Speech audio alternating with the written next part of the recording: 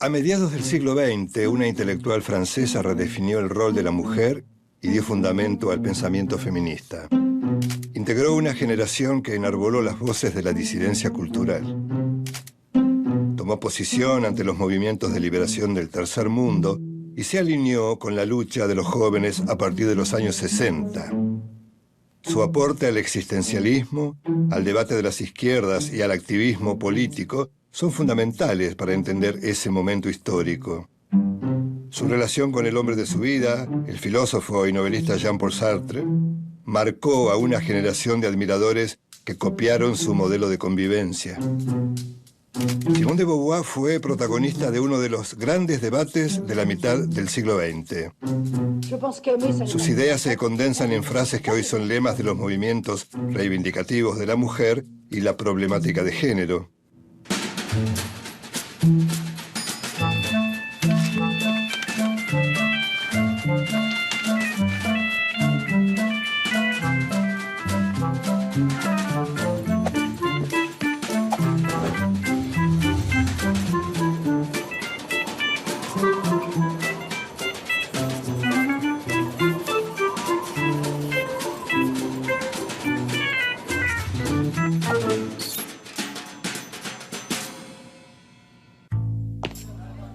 Simone de Beauvoir nació en 1908 en una familia de clase media alta parisina en plena decadencia. Fue educada en colegios privados bajo una sólida doctrina cristiana, lo que marcó gran parte de su filosofía. En 1929 conoció a Jean-Paul Sartre en la Sorbona de París, donde ambos estudiaban filosofía. A partir de ese momento establecieron una relación cuyo mayor valor era la libertad total de cada uno, incluso en el terreno sexual.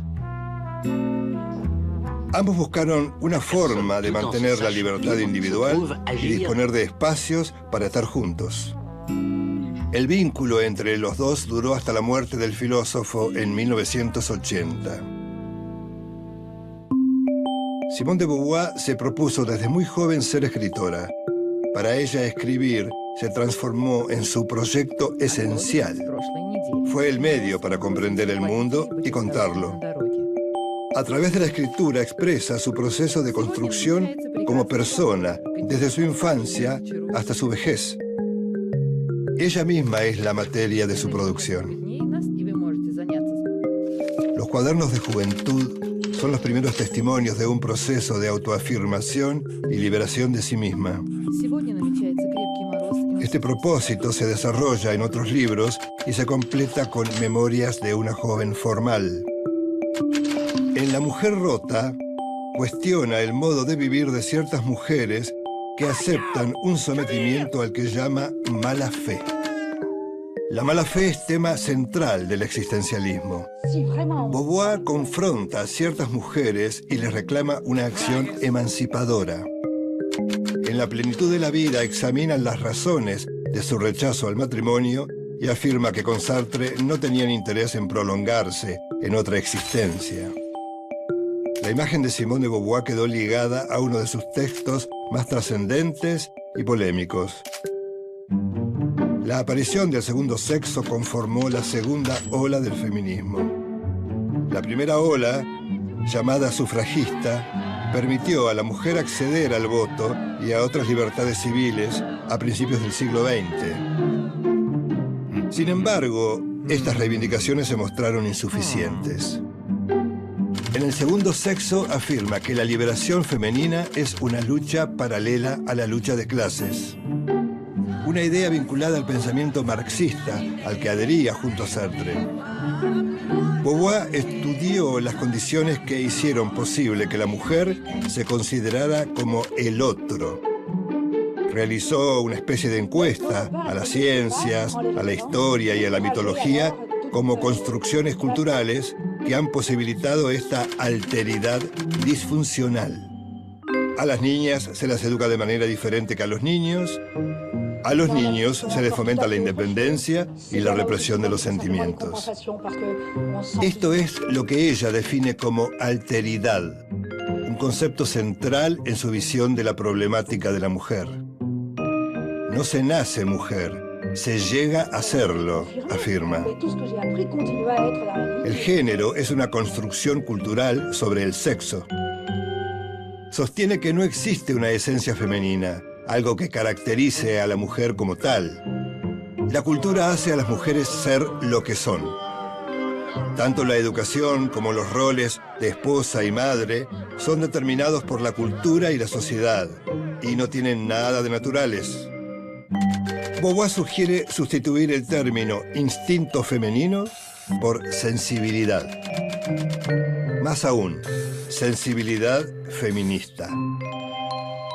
Es decir, que las mujeres puedan percibir los límites que les imponía la sociedad y no perdieran su deseo de rebelarse contra esos límites. A partir de un término ligado al marxismo, conciencia de clase, plantea su conciencia feminista. Esta conciencia se genera a partir de una visión política de las mujeres como grupo social excluido y se vincula estrechamente a los intereses y la voluntad de emancipación. Sin embargo, se le critica a Beauvoir que llegó a despreciar a las mujeres por su incapacidad de independencia frente a los hombres. Ya en su madurez, Beauvoir asume una militancia activa que la lleva a asumir actitudes más radicales. A esto sumó su participación en manifestaciones y acciones políticas de mujeres identificadas con el feminismo. Para abordar el tema de la opresión a la mujer, Beauvoir parte de la dialéctica del amo y del esclavo de Hegel. El filósofo alemán definía al esclavo como una conciencia que no ha arriesgado la vida y ha quedado por eso supeditada al amo. Según Beauvoir, la mujer, como el esclavo, está en relación de asimetría con el hombre, que es el equivalente al amo. El esclavo se reconoce como humano en la conciencia libre del Señor y lo ve como su ideal. Del mismo modo, la mujer depende, para sus decisiones, de la voluntad del hombre. Ella predica el modelo de emancipación económica como claves para la liberación de las mujeres.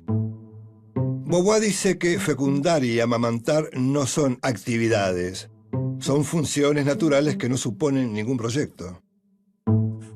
Entiende al lesbianismo como una decisión personal y lo asocia a una situación de venganza contra el género masculino.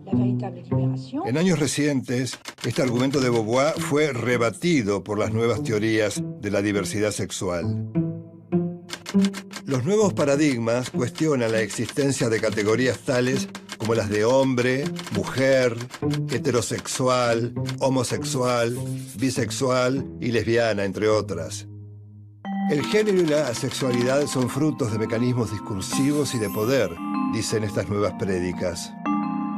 El existencialismo de Sartre y Beauvoir afirma que todo sujeto trasciende y se afirma a través de los proyectos. Lo que importa es el proyecto propio, aquello a lo que se le da sentido a través de la acción, o sea, lo que permite trascender. Hacerse ser consiste en realizar acciones que son el cumplimiento de los proyectos y fines que cada uno se propone. Si no concreta el proyecto, concepto central del existencialismo, el individuo se queda como estaba, no trasciende. Esto es vivir en la inmanencia, ser alguien que no trasciende. Las mujeres son seres relegados a vivir en la inmanencia. Cuando se cae en la inmanencia, el propio sujeto acepta su cosificación y se convierte en un sujeto inmoral. Por eso, el no realizar la trascendencia se convierte en una falla moral. Si hay algo que desde fuera impide realizar la trascendencia, estamos frente a la opresión. En ambos casos es un mal absoluto. La cultura y la sociedad le impiden a la mujer realizar la trascendencia. Para Beauvoir, la sociedad patriarcal oprime a la mujer y la condena a vivir en la inmanencia.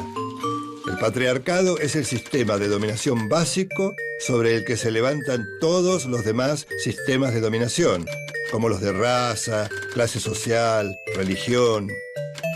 En consecuencia, sostiene que no puede haber verdadera liberación de las mujeres si no se destruye el patriarcado.